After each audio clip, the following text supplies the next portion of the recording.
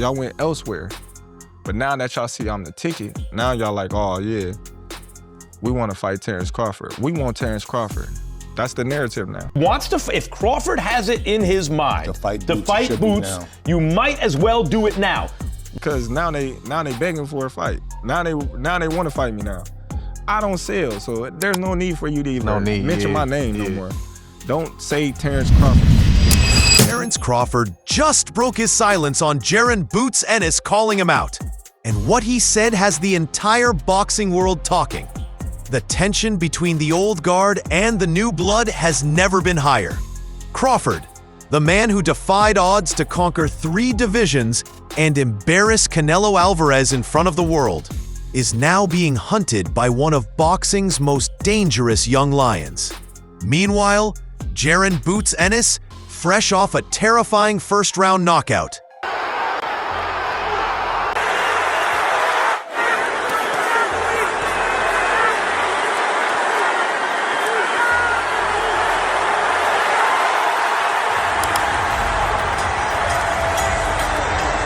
Isn't just making noise, he's sending a message. No one is safe in the super welterweight division. But just when fans thought this dream matchup might actually happen, Crawford's camp fired back, and their response stunned everyone. Be sure to leave a like and subscribe because this is going to be a good one. And I once again have to ask seriously as we dive into how this quiet rivalry exploded into one of the most talked about stories in boxing.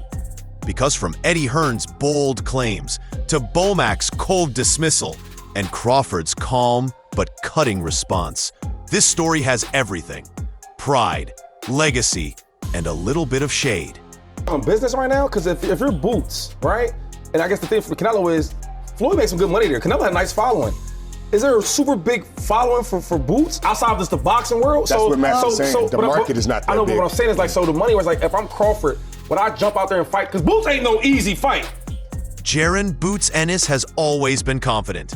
But after his latest performance, that confidence turned into a roar the boxing world couldn't ignore.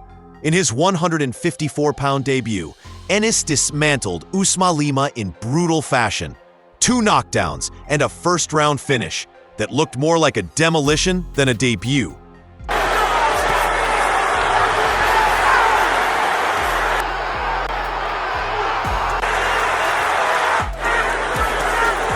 The crowd barely had time to sit down before Lima hit the canvas, and just like that, Boots Ennis announced himself as a real problem at super welterweight. Within hours, social media exploded. Fans on X, formerly Twitter, were calling for the next big fight. Boots versus Bud, make it happen. All risk, little reward for Bud. Boots is the only man alive who can beat Crawford. The numbers back up the hype. 35 wins, 0 losses, 31 knockouts. That's not just a record, that's a statement.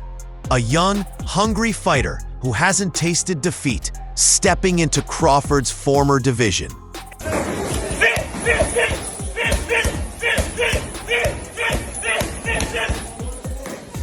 And now calling out the man many call the pound-for-pound king. And while the fans were losing their minds imagining Crawford versus Ennis, one man wasn't impressed. In fact, Crawford's longtime trainer didn't just downplay the call-out, he dismissed it entirely. From across the ocean in the UK, Brian BoMac McIntyre, Crawford's head trainer and strategist, responded to the buzz surrounding Jaron Ennis's call-out. And let's just say, his words left no room for doubt. Dude brings nothing to the table. It's not happening. That one line hit like a punch to the gut for Ennis fans. No, he don't bring nothing to the table. He got our leftovers. Why would Bud want to go backwards? I wouldn't go backwards. Bud looking for bigger and better fights. So where he can etch his name in the concrete forever. I don't know, because I really don't look at none of the welterweights since we did clear the division out. I'm done. But BoMac didn't stop there. He broke it down in plain terms. Crawford is 38 years old, a multi-division, undisputed champion who has nothing left to prove. Ennis, on the other hand, is just 28, still carving out his legacy, and hasn't fought anyone near Crawford's level. While Ennis is chasing names, BoMac implied, Crawford is chasing legacy. And that legacy speaks for itself. Crawford dominated Errol Spence Jr. to become undisputed at welterweight, then went up to 168 pounds and made Canelo Alvarez look human, something few thought possible. Every division Crawford enters, he doesn't just win, he takes over. They made it look so easy. You know what I'm saying? Got 2-3 more in him. You know what I'm saying? Training camp will try harder. You know what I'm saying? BoMac, this isn't a rivalry. It's a mismatch in experience and purpose. Crawford's already written his story. Ennis, he believes, is still on chapter 1. But not everyone in the boxing world agreed. Some saw BoMac's comments not as confidence, but as fear. And one man in particular was ready to fire back hard. If you know Eddie Hearn, you know he doesn't mince words. Incredible. I was just actually posting and I said this. I've worked with some incredible fighters. This young man is a phenomenon. He's 28 years old, he's 35-0. He has incredible defensive skills and footwork, but he comes to seek and destroy and has brutal KO power. Please enjoy at Jaron Ennis' journey. I need to do my job because he will not lose from 154 pounds all the way to 168 pounds. And when it comes to his fighter, Jaron Boots Ennis, he's all in. In a recent interview with The Stomping Ground, Hearn made one of the boldest statements of his entire career. You can try and downplay it, but I don't give a... Jaron Boots Ennis is the best fighter in boxing today. That's not promoter talk, that's conviction. Hearn doubled down, saying Ennis isn't just Crawford's successor, he's already better. He's 28 years old. He's 10 years younger than Terence Crawford. However he wants with Virgil Ortiz. Honestly. Anybody, wherever I want, as long as I'm focused and locked in, having a great training camp, and like I said, I feel great at 154, and it's time. Like I said, to Eddie, bring him on. We haven't even touched the surface yet. This is the most special fighter I've ever worked with by a mile. According to Hearn, Ennis would tear through names like Virgil Ortiz Jr. and anyone else at 154. In his eyes, Boots isn't the next Crawford, he's something completely new. Hearn's confidence only added fuel to the fire. Fans started to split, with some saying Ennis needs to earn his stripes, and others claiming he's already ready for greatness. But not everyone in boxing was ready to hand Ennis the crown. One respected voice stepped in to give a more balanced take. Hell yeah, I think Boots is a hell of a fighter. I don't know about the natural sensation, whatever that is to Terence Crawford. I think Boots is his own fighter, Terence is his own fighter, but... And that was none other than Shakur Stevenson. When the WBC lightweight champion speaks, people listen. Shakur Stevenson, known for his composure and honesty, didn't shy away from giving Boots his flowers, but he kept it real. In an interview with Fight Hub TV, he said, "Hell yeah, Boots is a hell of a fighter, but he's his own man. Terence is his own man." It was a subtle but powerful reminder. Greatness can't be copied. Stevenson praised Ennis's skills and called him the truth, but he made it clear that calling him Crawford's successor might be premature. Ennis is carving his own path, but before he's crowned king, he still has to face championship-level opponents. Names like Virgil Ortiz Jr., Erickson Lubin, or even Jermell Charlo. I think they both hell of a fighters. I've been around Boots for years, and he's the truth. And last one for me, I'll let you go. Obviously, everyone's talking about a potential fight, you and Teofimo. Is there any updates to that? I mean, is that something that you are looking towards?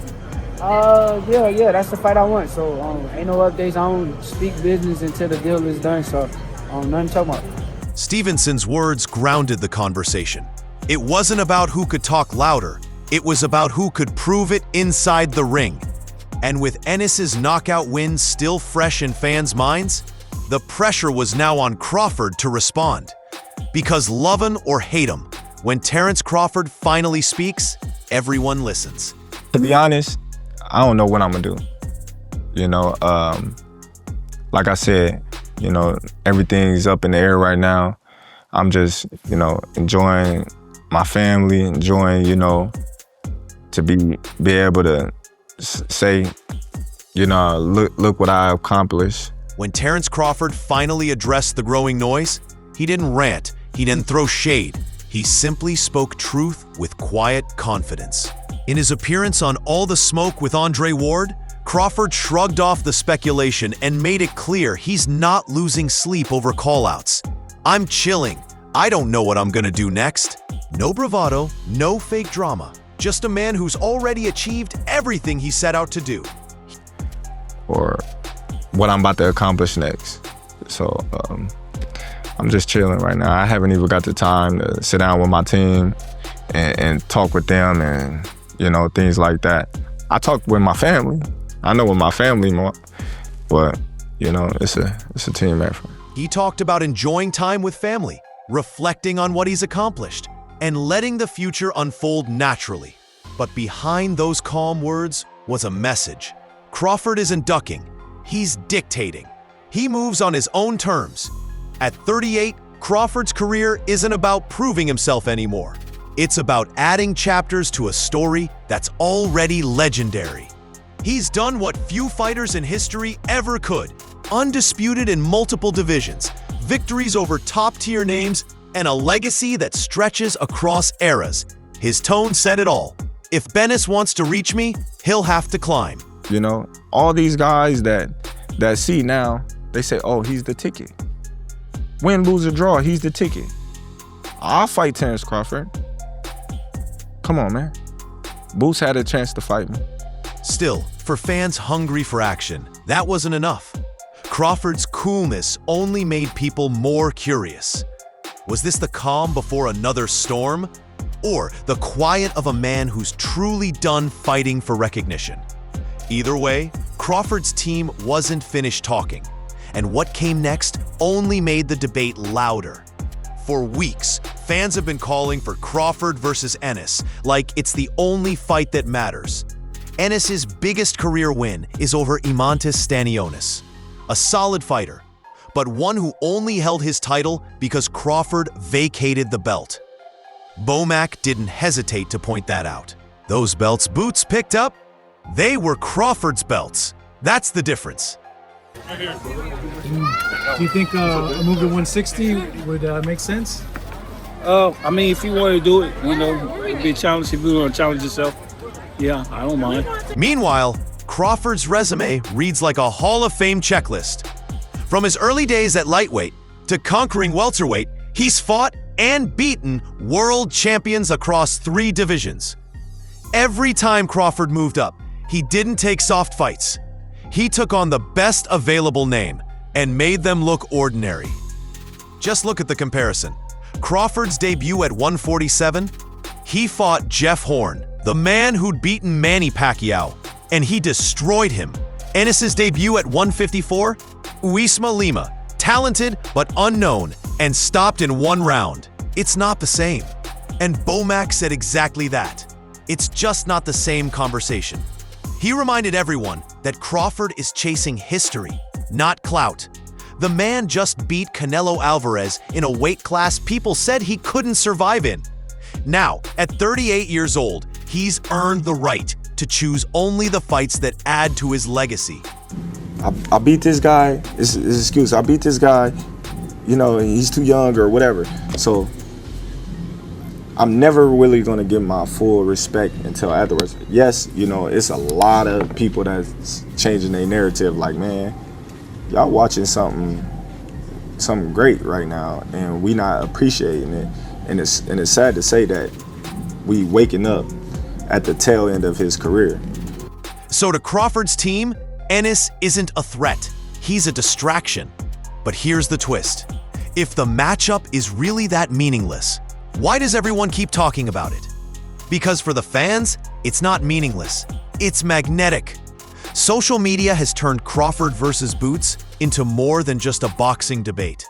It's become a generational fantasy fight, one that pits experience versus explosiveness, precision versus power, and legacy versus ambition. Scroll through X, Reddit, or YouTube comments and you'll see it everywhere. Fans aren't just asking for the fight, they're demanding it. To them, it's not about belts anymore. It's about era-defining pride. Some fans see it as Crawford's ultimate test against youth, the one final boss battle before he walks into the Hall of Fame. Others say it's Ennis's ticket to immortality, the fight that could make him a global superstar overnight.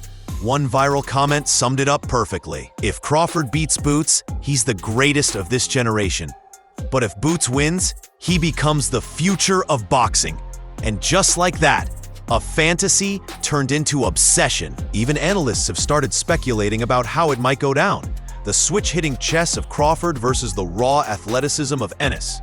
Both fighters known for timing, reflexes, and knockout power.